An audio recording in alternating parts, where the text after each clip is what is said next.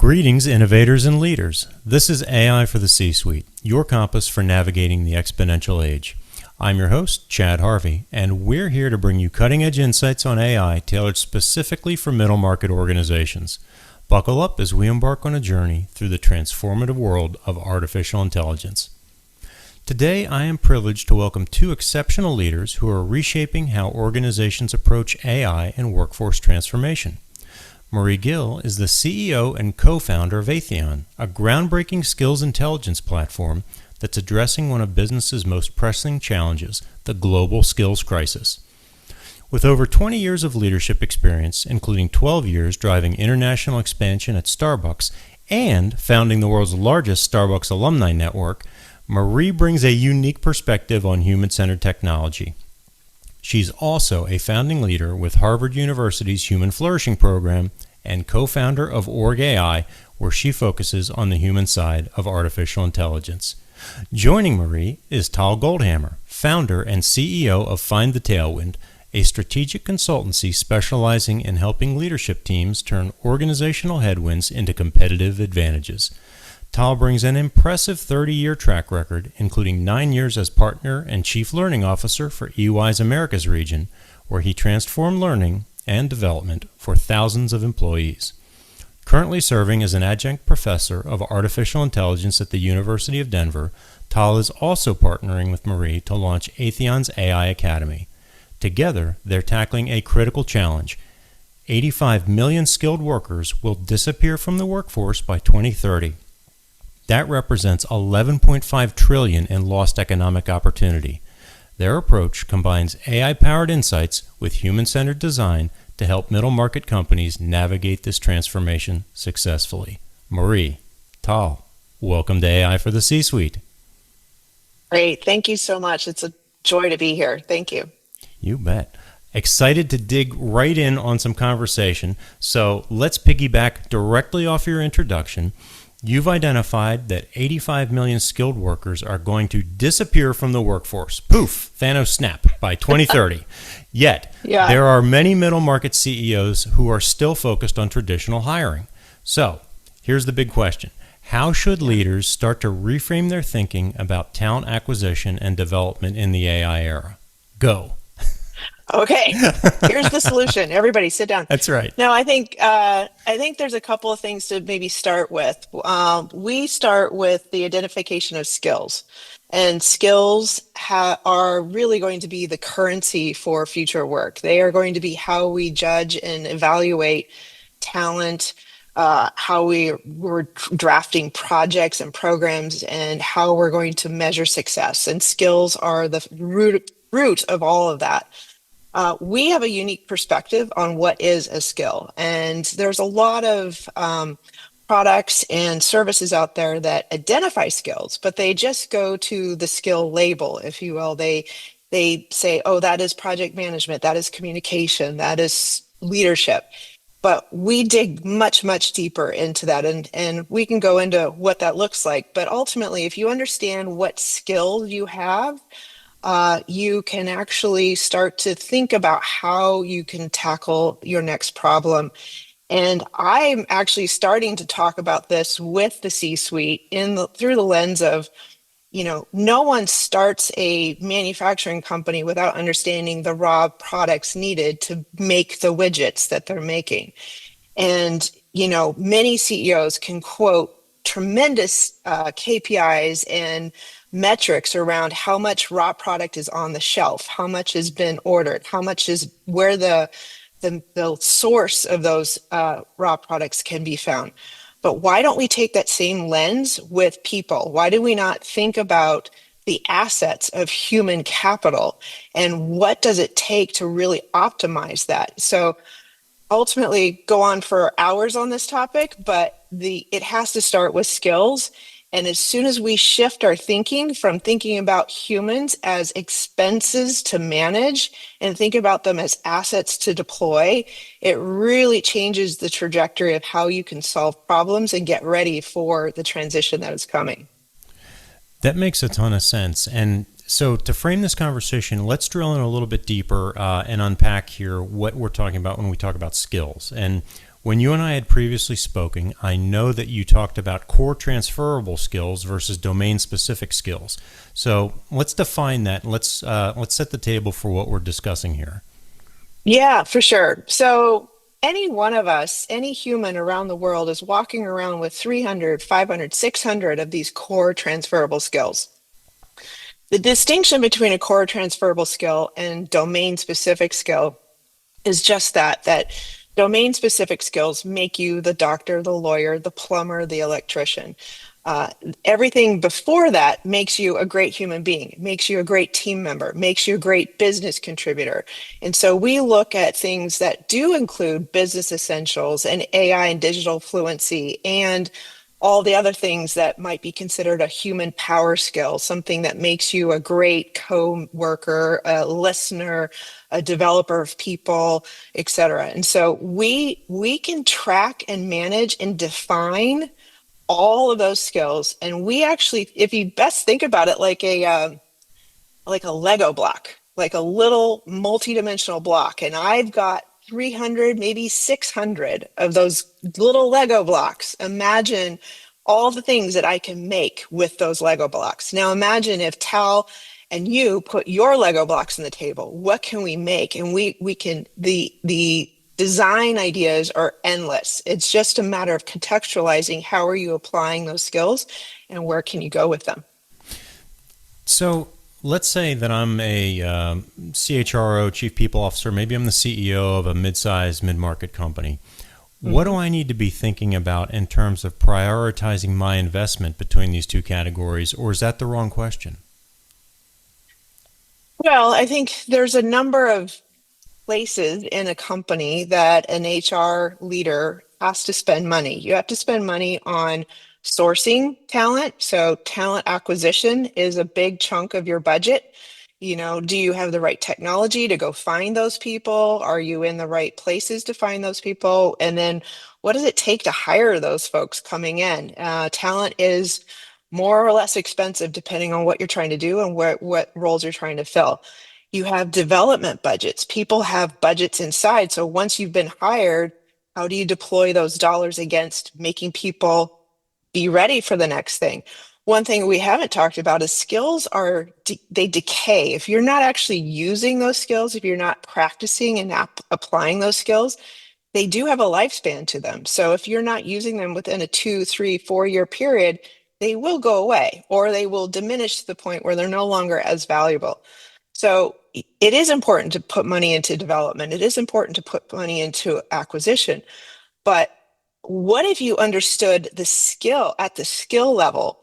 How can you possibly go find the right person if you don't know what gaps you're trying to fill? And rather than thinking about filling the org chart, so each manager has a director below them, and the directors have X number of people below them, rather than trying to fill roles to just keep that org chart filled, what if you were filling roles just for the skills you need when you needed them? And it changes how you think about your budget. It changes how you put KPIs and metrics against it all. Tal, you've been sitting very quietly over there. Let's bring you into the conversation. You've got an extensive learning and development background. So with respect to what Marie and I have been talking about here, I know you've seen a lot of technology transformation succeed and fail, and I know that you are, as Marie said prior to us pressing record here, kind of the AI expert in the company here. So what does human first AI implementation look like, and what can you add or maybe further nuance based on what we've been talking about thus far? Yeah, well, I think step one is understanding what AI is and it's not. And people often we are talking about AI here as an acronym as well, and we forget that the I stands for intelligence. So when we're talking about a human first implementation of AI, let's first remember that we're talking about intelligence. And if you have access to intelligence, that it's a great equalizer. So the best performers could have access to this intelligence, and even some of the lesser performers might have, maybe lesser performers would have access to the same intelligence. It's an equalizer in many ways. And when you have this kind of capability and power at all of our fingertips, the question is, all right, what does that mean in terms of how does that sit within teams? How does it sit within organizations? I'll point to a study that was done in the summer of 2024 with Procter and Gamble.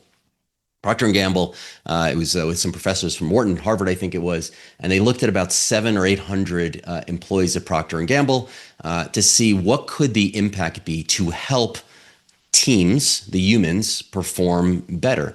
Turns out that teams with AI performed about the same as individuals with AI. In other words, we know we get diversity of thinking, we know we get greater innovation, we know we get greater creativity when you're comparing a single human operating on their own with a team. You get better creativity, innovation from the team.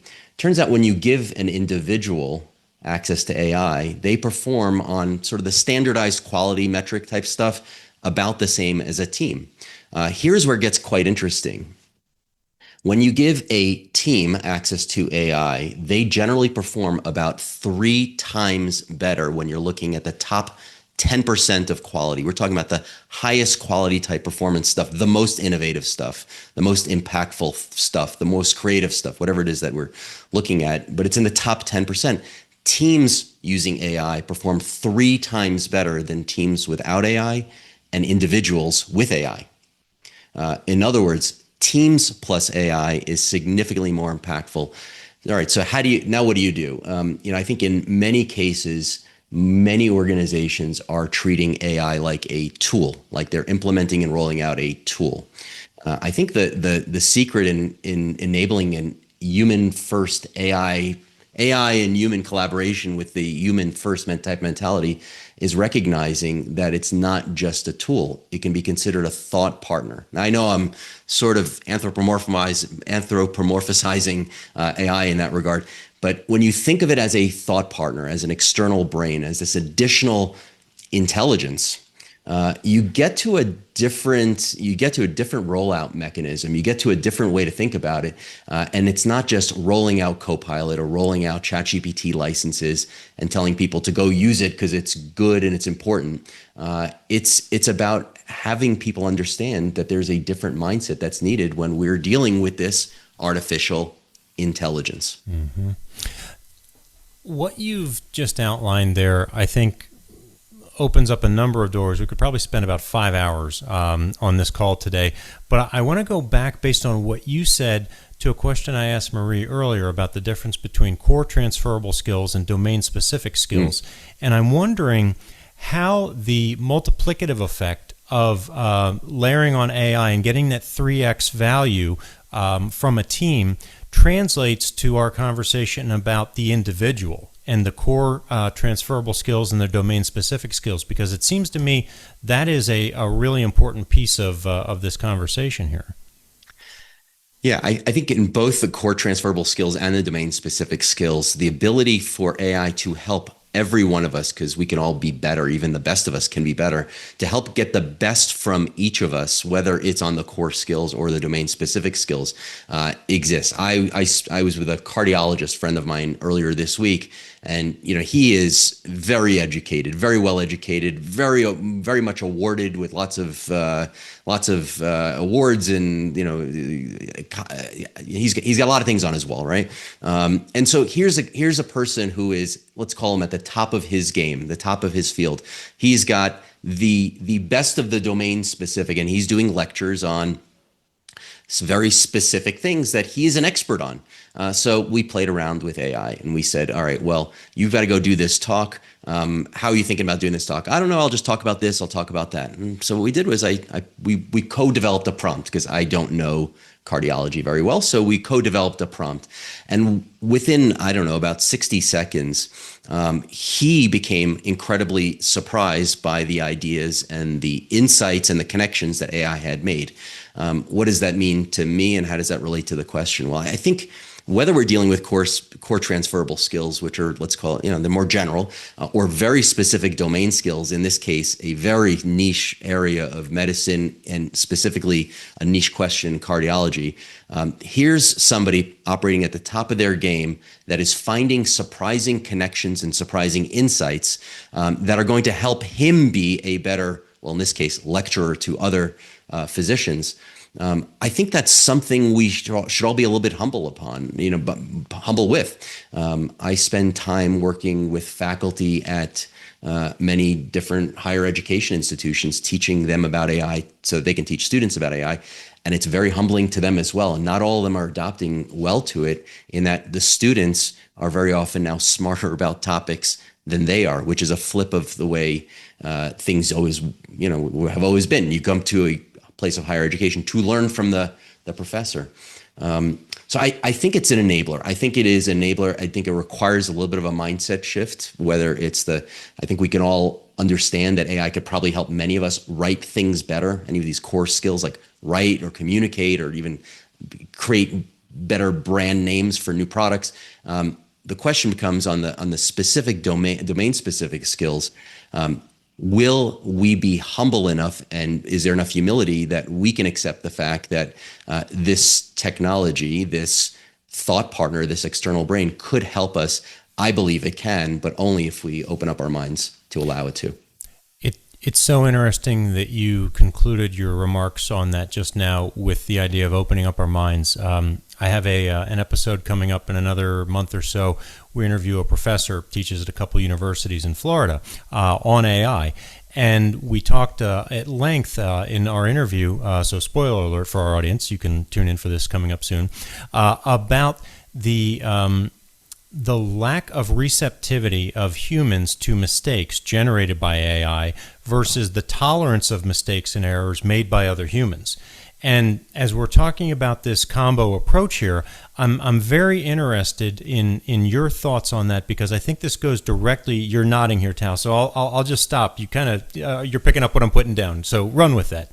Well, here's part of the challenges that we, for the past many, bunch of decades, for those of us who've been in the workforce, have been using software, and software is very deterministic, and our tolerance for a piece of software that acts differently each time we use it is close to zero. I mean, imagine you opened up, Excel, and you clicked on a particular function, and sometimes it does this and sometimes it does that. We have a very low tolerance because software is supposed to work a certain way, and it should not have any bugs. And all right, now we flip over to AI, and it operates in quite intentionally in some cases, some element of randomness that's built into the responses that we get when we put in prompts. And so that is very unsettling to us, because that's not how software is supposed to operate. By the way, Chad, if I asked you a question today and I asked you the same questions 2 days from now, maybe maybe the sentiment will be the same, but you're not going to use the exact same words. You're going to some recent activity will come into your mind, and it'll influence your answer. Well, AI works a bit of the same thing. Again, we need to think about it as intelligence. We don't have much tolerance for the level of what we call hallucinations, when AI provides something that looks very plausible, sounds very confident, but is incorrect. That is really a training issue. The training issue is, did I give AI enough context? Because AI has a lot of context. It just doesn't have our specific context. And we very often are treating AI like a search engine. I think I saw that search engine, when people put in searches into search engines, 95% are 5 words or less. Well, that's not effective for partnering with a form of intelligence like AI. And so consequently, we think we're doing the right thing because we've been conditioned by search engines. We think we're expecting something because we've been conditioned by the way software works. And then we get very frustrated when we see something come back that doesn't hit our expectation. On the flip side, I'll just say that there are studies also that show that when you engage with AI in a meaningful, thoughtful, conversational type way, giving it enough context, people are significantly more amenable to sharing not just details, but personal details with AI and having conversations with it. There's a study out of Dartmouth around therapy that shows that people significantly valued the conversations they had with their AI therapist. And so I understand the frustration that people have with, and the low tolerance that people have with output from AI. But I think that's just a function of a little bit of time and a little bit more comfort and familiarity with knowing how to use it and how to use it effectively. Well, I would just add to that if I can. I think that you bring up two very important points that we are trying to address in what we're bringing to market. One is and being having a growth mindset and being willing to learn about what is artificial intelligence and how do you effectively partner with it.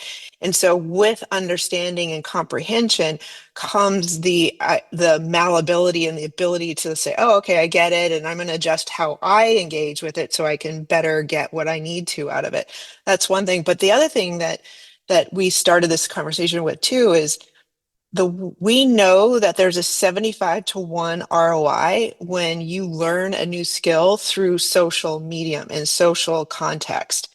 And so by helping people understand what skills you need to develop and have it validated and supported along the way with others on that same journey, we're creating this is why I think Tal and I work so well together, because I've got the human side, he's got the understanding of the technology, and we're both very, very focused on helping people understand themselves better so that they can be open to embracing this opportunity to invite a new thought partner into the social context that we need.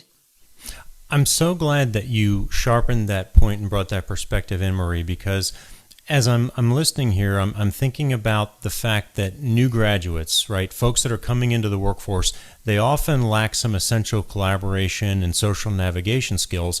And now on top of that deficiency, we're layering on an entire new, to Tal's point, communication medium with a different type of intelligence, air quotes for our audio listeners, that does not think, again, air quotes, or reason the same way that a human does.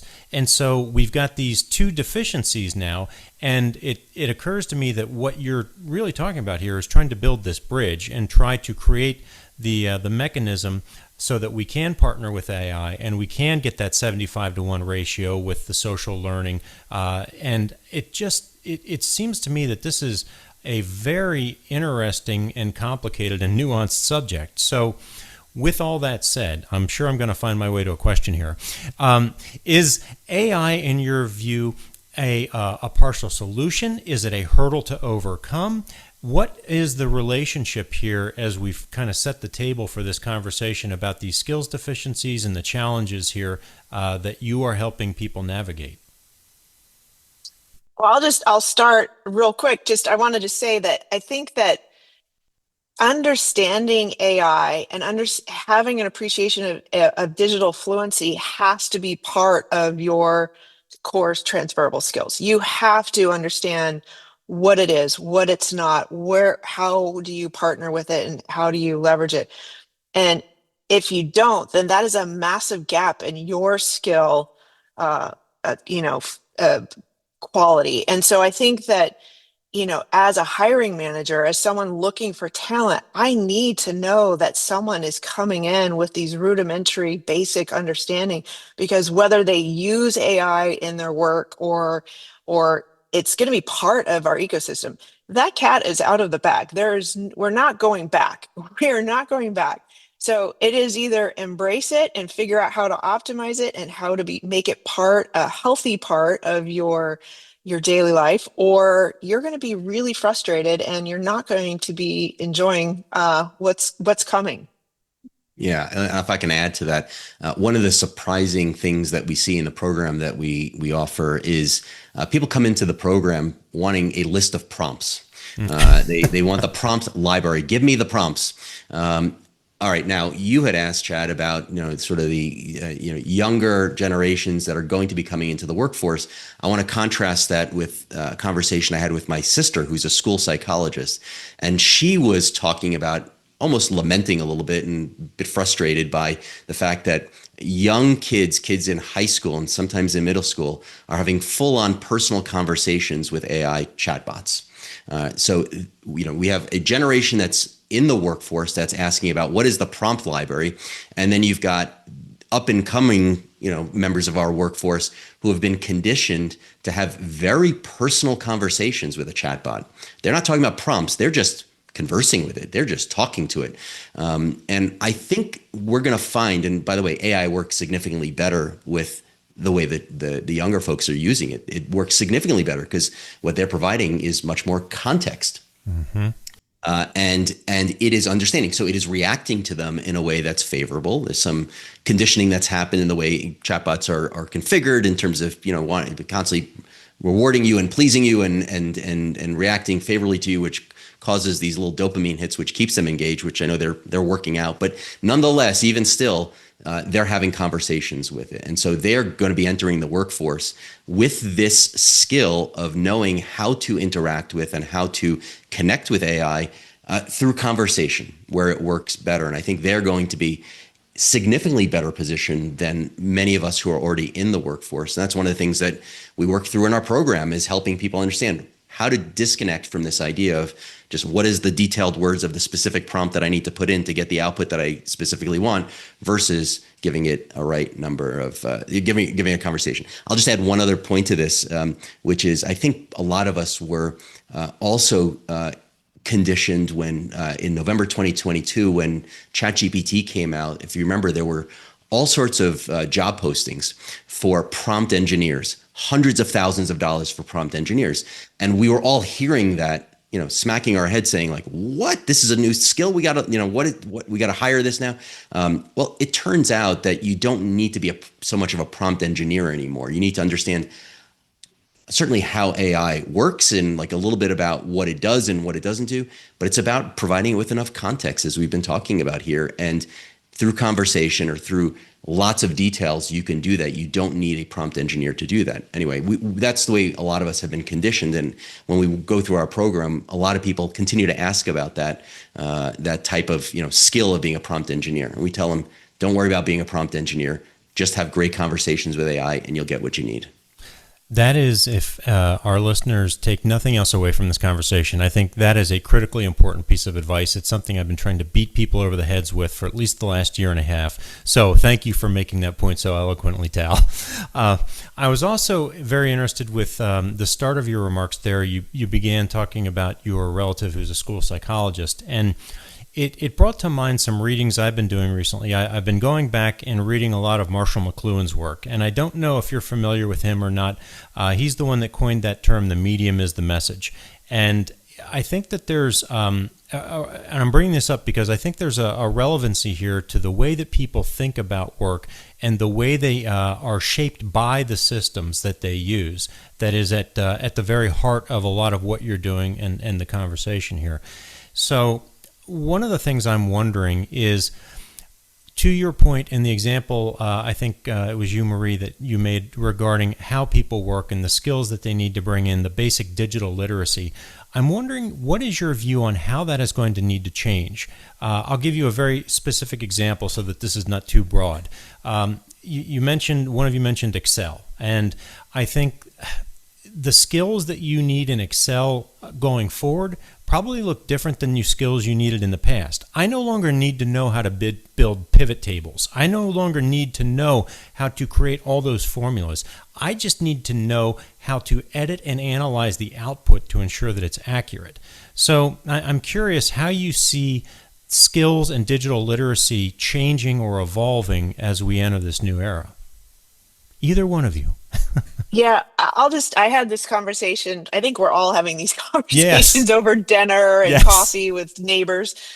But last night I had this exact conversation with someone that is is a food nutritionist, and she gets hired by companies all around the world to come in and consult with them on making sure they are properly understanding, quantifying, and calculating the food nutrition that on their labels that they're putting up.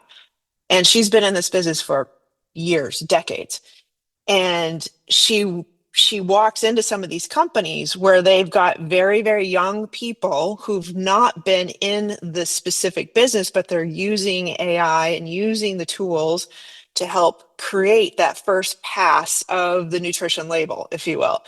And when she looks at it and she goes through her calculation, she's like, it's garbage. It's not the right thing. It's not calculating this, it's forgetting that, blah. But with her eye, she can quickly just look at it and see that it's not correct. But It's laid out beautifully. It looks like it has all the right words in the right places. And so it's getting passed through. And companies are really frustrated. They're like, wait, we've hired a team of people to come in and speed up our process of getting this out the door, but now they're delivering garbage. And we were talking about this last night in the spirit of how do we augment what we know from a career, a lifetime of being in the weeds and knowing the calculations and knowing how all of those things have to work, and yet using it for speed and using it to take away the redundancy and the frustration of the task itself.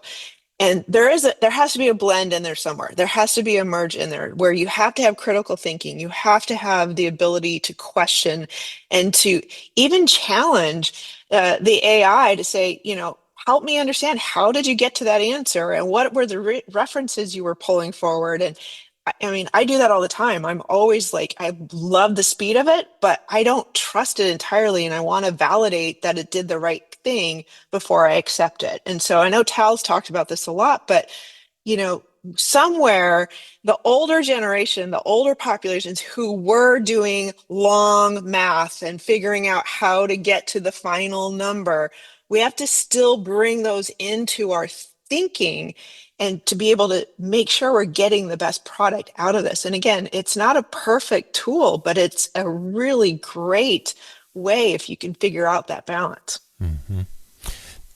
To the point that you just raised, what skills are you concerned, either of you, that we as a workforce or a society will begin to forget or that will begin to atrophy? And the answer, critical thinking, doesn't count because I've been hearing laments about that for decades. So is there a danger of atrophication or disuse or just complete forgetfulness of certain skills based on the rise of AI, to your point, Marie? Yeah, I'll jump in on this. There are a few skills. So, the critical thinking is one we've heard for a long time, as you point out, Chad. And, the other one that we've heard for the last, I don't know, decade, 2 decades is just communication skills between human beings and the ability to actually have meaningful conversations. Taking the time, I don't know, that's not really a skill, but making the time and then having the conversations is something that many of us don't do as well anymore. This just natural time. The other one is creativity. I think the one that I think has the greatest risk to atrophy is creativity, and I think it's the one that may be needed just as much as the critical thinking / challenging and questioning the output of AI. We've all, many of us have heard that if you can dream it, AI could probably help you build it, or AI can help you think, create it, or whatever it is. But you have to dream it. And if we atrophy our ability to dream and to imagine and to, paint a picture of what the possibilities could be, I think we run the risk of not leveraging this incredible, resource that we have of AI to its max. I think creativity. I'm finding that in some conversations, there are people who are accepting what is coming out of AI without pushing themselves, and that's not the critical thinking component of challenging what's coming out of AI. I'm talking about the creativity part, the innovative part. I think AI can come up with a bunch of ideas, for example, and that should be our cue that this is a starting point to push it even further, bring our own imagination to it, to even push AI even further. And it's this partnership between AI and the human in creativity that I think generates that top 10% of creativity, innovation, and quality. So I think that's, if I had to, focus on one thing other than the critical thinking / questioning what's coming out of AI, I think it's creativity and innovation that has the potential to possibly atrophy if we place too much reliance on AI. I would add the idea of curiosity as well. Curiosity has to be part of that. It's tied to creativity, it's tied to innovation, but being able to question, well, why did it give me that answer, and why is it pointing me here, and what is it leaving off the table that I should consider? And so curiosity has to be part of that driver. There's a lot of data and a lot of really amazing thought leaders who are leading conversations about curiosity and how our entire school system, our entire communities at large work curiosity out of our thinking as you go progress through life. And so there's the NASA study where 95% of children at the age of 5 are considered creative geniuses, but only 2% are live to be so in adulthood. And so we've done a really good job of saying, don't worry about that, just take this test, keep pushing forward and going forward. Tal, earlier in our long conversations, you shared something with me that I thought was really clever, which is, AI is really good at taking away all the things that make being a human suck. It's like the monotony, the minutia, the automation of tasks. We know that 30 to 40% of tasks are going to be automated by 2030, and that is a huge lift. And so what can we do as human beings if we're free and unencumbered with that automated crazy stuff that takes over our life? And how do we embed more reasons to be curious and to be good listeners and to reach out and creatively connect with those around us? I think, I celebrate AI and digital fluency in our world because I think it allows us to finally celebrate being really amazing humans together. And I think the celebration of humanity is what is missing from so much of everything we're doing, whether it be showing up for work or showing up for our friends and family in different ways. And so I think the more we embed acceptance and adoption of this as being a critical must have because we want to be better humans, the better we're all going to see more productivity, more value in the revenue we're bringing in, et cetera. Yeah, can I build off of that, which is I had a conversation somewhat recently with somebody. Well, let me start with saying, many business leaders that I speak to talk about their team, their workforce as family. This is our family. We like to make this organization. We treat them like family. Yet when you talk to employees, they're grinding away. There might be lots of reasons why they love working there, but the grinding away is probably not one of them. And we hear things like, I wish I had more time. I wish I had more time. I wish I had more time to do this, this, and this. Well, I was talking to somebody recently, and he has been using. He does a lot of phone calls with customers and potential customers, and he's been using an AI transcription type service type thing because at the end of each day, he would spend upwards of 90 minutes going through his notes from the day and putting together action items for his team to then act on. Now with AI, it creates that action item on its own form. So I said, "Oh, what do you do with that extra time? Are you pursuing more customers? What are you doing?" He goes, "It actually has given me time to connect with my team now. So I use that time that, what used to take 90 minutes a day, that gives me, 5 to 7, 8 hours a week of time that I can now work in coffee with others, spending time walking down the hall or just pinging people and saying, hey, we'd love to connect for 15 minutes if you had." I would have never had that time if I was still operating the old way.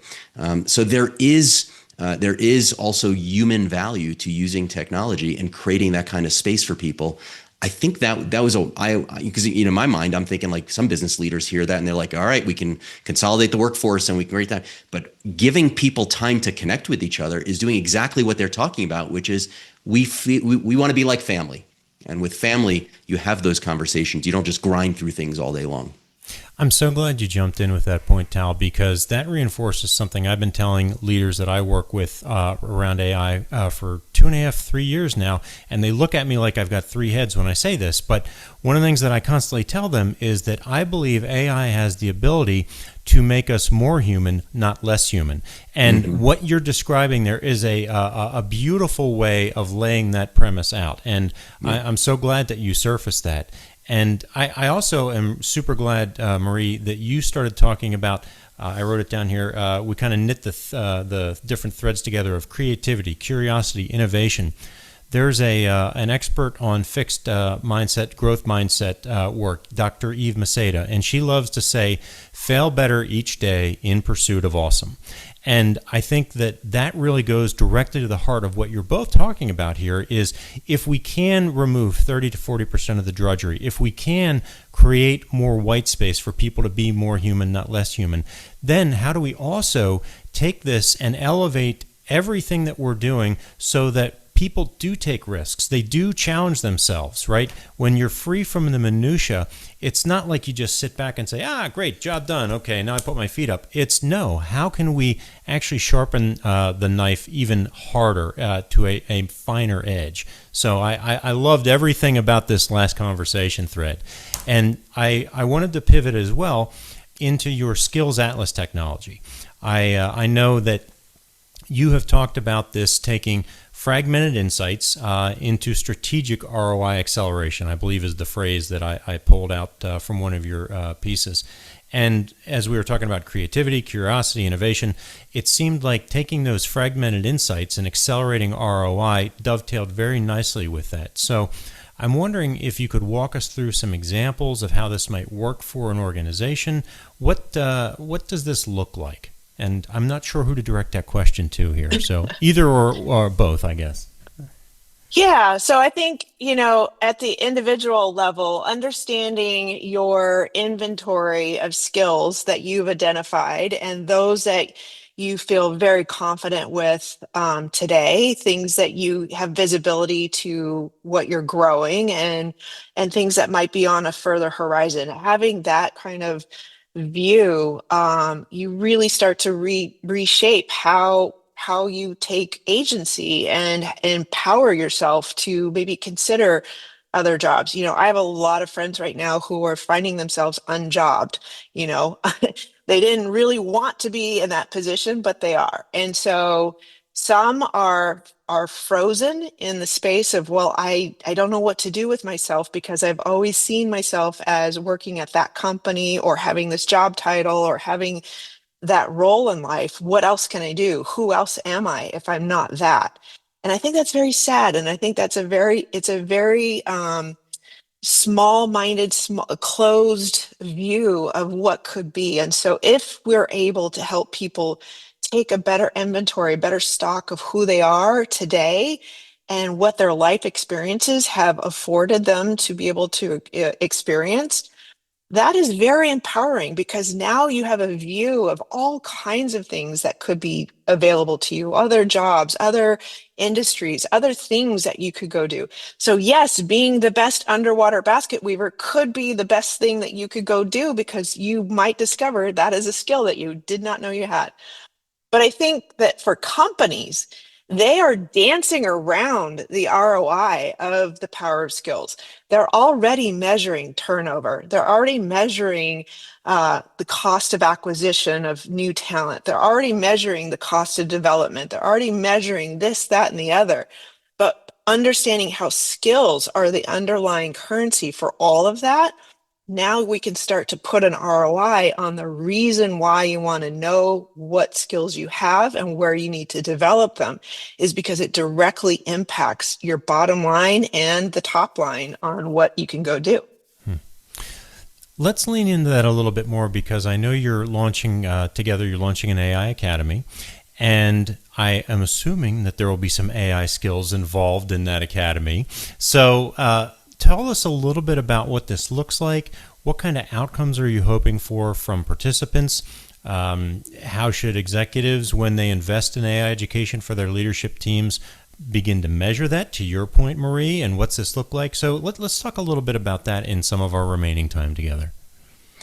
Yeah, well, the outcome is quite simple and clear, which is we want to empower people to take control of their destiny by having access to whether it's the best technology or the best understanding of AI, to be able to use that in whatever it is that they want to pursue. And so in order to do that, what we found is when, much to our earlier part, pointing back to our earlier conversation, when you start with just prompts and here are the prompts, you're pointing people in the wrong direction because it's, as systems change, as needs change, if you arm them with a library of prompts, they won't be able to actually effectively adapt to the things that are changing in front of them. So we start at a very, very early place, which is the mindset that we need to use AI. And it's again, tying back to what we talked about, recognizing that it is not software, that it is a form of intelligence. It's artificial intelligence. It's not a human. It's not another person, but at least not yet.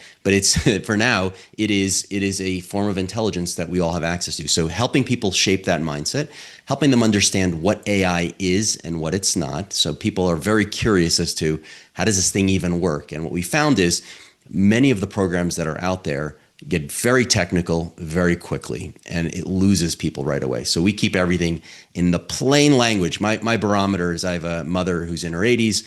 If my mother will understand this, that's the level that we're operating under. So it's a very plain language type conversation that's accessible to everybody if you're at the beginning of your career, later in your career. So we give that level of understanding, which means it's not a deep level of understanding of AI, but it's enough to get people comfortable and confident that they understand a little bit about what's happening there.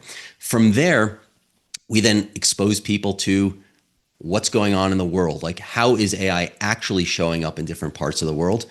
Why do we do that? Because people need to be shocked a little bit. I don't mean shocked in a bad way, but just that we're finding that many people don't recognize how fast it's actually changing industries, how it's changing, disrupting industries, disrupting companies. So giving people a sense of that is another important Lego brick in this stack of getting people to the point where they feel comfortable with it. And then we go on to helping them figure out, okay, how do we think about AI, give it different personas, different use cases that can actually bring out the best of AI, which brings out the best in us. So that's a journey that we take people on. And I think that anyone who is looking to roll out AI education in their organization, if you start with here's the way AI works and here's what to click on and here's how to, I think you find that in many organizations that tends to stall AI adoption. I've seen many organizations that have rolled out Copilot, for example, as part of the M365 suite. And they roll it out with big splashes and they have a training on Copilot where they explain what to click on and how to use it. And then they're confused why, 3 weeks later, 3 months later, people are not using it. Well, all right, you didn't start in the right place. And so you don't have to follow the formula that we use, the one that I just shared. We know it works, but just don't start with here's how to use the tool. You got to start at the beginning. Yeah. I think to your point too, Tal, people are often confused as well with these tools because in the example you gave, Copilot that was rolled out 30 days ago is going to function very differently than the Copilot of today. That's right. Because they're constantly pushing changes. It's like somebody went in and completely ripped out the guts of Excel. Again, I'll pick on Excel overnight. And now it does all the stuff that it used to do, but it does it slightly differently. And you got to click here, here, and here to get it done. So it's very frustrating, I think, for a lot of people. It's funny you say that because this morning I was actually using Copilot in Excel and I experienced exactly that. And I was like, all right, like I'm pretty good at this. And I have to take a beat to figure out what changed and how it changed. So I imagine for anybody who's not as, doesn't use it as much as I do, will be far more confused by it. You're absolutely right, Chad. Yeah. Yeah, 100%. I often tell folks in workshops that I run, what I'm telling you is good for today. It might not even be good tomorrow morning. It's good for right now, right this second. So. Which is exactly why we start with the mindset and the big picture stuff. And that gives everyone a really good baseline. And it gives you, if you understand sort of the layout of a city, if a road is closed, okay, well, I'm sure there's another street that's heading in this same general direction because I know, generally speaking, where I need to go. And I can work my way around, slight obstacles along the way. If you start in the very tactical type teaching, and it goes with any type of skill. I mean, if any domain, any skill, or any work that you do, if you start in the very specific things, you risk the loss of the capability of the person who's learning to be able to adapt it when things change. And as you point out, Chad, AI is changing not just by the day, but like almost seemingly by the hour, by the minute. Indeed. Well, we are almost out of time here, and that hurts my heart because we didn't even have time to unpack Marie's experience as a community alumni organizer for the Green Mermaid or talk about community-driven learning versus traditional learning, but maybe I can have you back on a future episode. We can unpack some of that. So I will turn to each of you with one final question here. And since you were talking about mindset, Tal, I think that this is a perfect concluding set of remarks here for both of you. When we look ahead, understanding that the future is murkier now than ever, but if we look ahead a few years, What in each of your opinions will separate middle market companies that thrive from those that struggle with the issue of workforce transformation and education? Is there a clear answer there? I've got one. We've got one. All right. But what I've got, I don't know if it's a clear answer, but I think I don't know if it's the only answer. But I've got one thought, which is what we find as we work with organizations is they are specific to AI, because I'm going to focus on AI because I believe that workplace and workforce and all the transformation that's going to be happening in the next bunch of years is going to be largely tied to or driven by AI. So that's driving my answer here. Those organizations that are more successful at the transformation are the ones that are not focusing on the incremental marginal improvements as it relates to, for example, AI and technology. They're not only talking about how do I use AI to do this more efficient or help my people be more productive. What they're doing is they're taking a step back and saying, not what my output is, but what is the outcome that I want to accomplish for my clients, for the world, for my community. And they're saying, if we now have access to this incredible technology, AI, artificial intelligence, if we have access to this intelligence, how might we rethink everything we've been doing all along to be able to get there better, to have a better impact, to have a better outcome, not just focusing on the output that we've been doing based on the processes we've been doing it over these past number of years. Yeah, and I will add to that the follow on to that is those companies that put people as the very center point of their success will find that they adopt that transition faster, that they have better outcomes, and they have better engagement with that technology. The science and research is in that companies that have more focus on the humans and treat them as the assets they are have stronger productivity, stronger ROI, stronger results. And this is up and down the board. Like companies that do put this perfect marriage together are going to be the winners. And it's those companies that understand the skills that are going to be driving the need for that. So if they look at skills, inventory skills, and think about human asset in partnership with artificial intelligence, they're going to win. Wonderful answer. And I'd be remiss, and I'll let you continue to carry this ball real quick here, Marie, since you are giving such a great answer. You have a pretty big product release and launch coming up. Yes? You want to tell our listeners a little bit about that? Thank you. Yes. So to join AETHEON and what we call our digital campus, it's free. We encourage everyone to come check it out and create a profile and get started. But on September 8th, Tal is rolling out his magic, and he will be launching our first AI Academy boot camp. And so members of AETHEON campus can take a gander at the first module that Tal's put together for free. And if you want digital certification and badging for the completion of your skills and the validation that you've learned something and you can apply it, we encourage you to do that on September 8th. Wonderful. And where would people go to learn more about this? Please visit AETHEON.ai. So AETHEON stands for Flame, Spark, Ember. We want to help people to transition where they are today to something really powerful and unleashed for tomorrow. So AETHEON.ai, and come get started. Wonderful. And if someone wants to get in touch with either of you individually or learn more about your work beyond AETHEON, I'll turn over to Tal. Tal's, what is the best way for folks to get in touch with you? Sure. Well, my website it's Find the Tailwind. We help people turn headwinds into tailwinds. So come and findthetailwind.com. You can find me there or on LinkedIn. Wonderful. And Marie? Or on AETHEON campus. Or on AETHEON campus. That's where I'm living. Yeah. Yes. That's right. We all have a little stop there. So yeah, if you join AETHEON.ai, you can find us and a lot of other really incredible thought leaders who are bringing this work forward. Wonderful.